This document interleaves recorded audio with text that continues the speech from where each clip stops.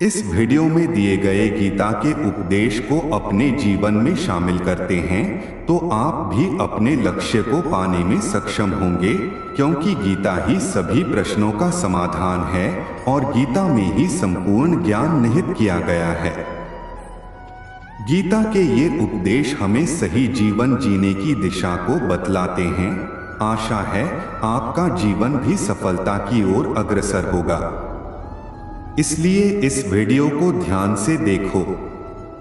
तो दोस्तों, आइए जानते हैं गीता के उपदेश। मनुष्य को केवल अपने कर्म पर ही विश्वास करना चाहिए। कर्म श्रेष्ठ होगा तो फल भी वैसा प्राप्त होगा। मनुष्य जिस भी देवता की पूजा विश्वास के साथ करने की इच्छा रखता है, मैं उसका विश्वास उसी देवता में दृढ़ कर देता हूँ। यह सृष्टि कर्म क्षेत्र है, बिना कर्म किए यहाँ कुछ भी हासिल नहीं हो सकता। मनुष्य के दुख का कारण उसका प्रेम ही है। वह जितना अधिक मोह करेगा उतना ही अधिक कष्ट भी भोगेगा। ईश्वर ही भूत, वर्तमान और भविष्य के सभी प्राणियों को जानता हूँ, किंतु वास्तविकता में उस परमात्मा को कोई नहीं जानता। अपने मन को नियंत्रित करना सीखो, नहीं तो यह आपके साथ शत्रुवत आचरण करेगा। कुछ वस्तु लेना उसी इंसान से सही रहा है जो बदले में किसी वस्तु पाने की लालसा न रखता हो। स्वर्ग प्राप्त करने और वहां कई वर्षों तक वास करने के पश्चात एक असफल योगी का पुण्य एक पवित्र और समृद्ध कुटुंब में जन्म होता है।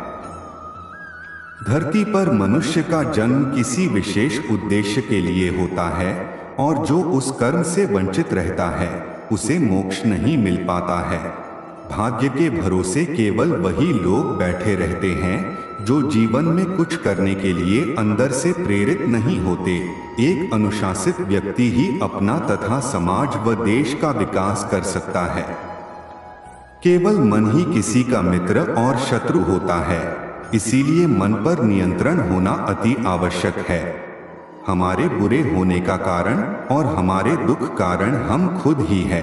कोई भी दुख इस संसार में इतना बड़ा नहीं है जिसका कोई उपाय न हो, लेकिन मनुष्य प्रयत्न ही नहीं करना चाहता। वह जल्दी ही हार स्वीकार कर लेता है। जो चीज हमारे दायरे से बाहर हो उसमें समय गंवाना मूर्खता ही होगी। श्री कृष्ण कहते हैं, मैं सभी प्राणियों के हृदय में विद्यमान हूँ। श्रेष्ठ बनना भी एक महानता है, क्योंकि समाज में लोग श्रेष्ठ पुरुषों का ही अनुसरण करते हैं।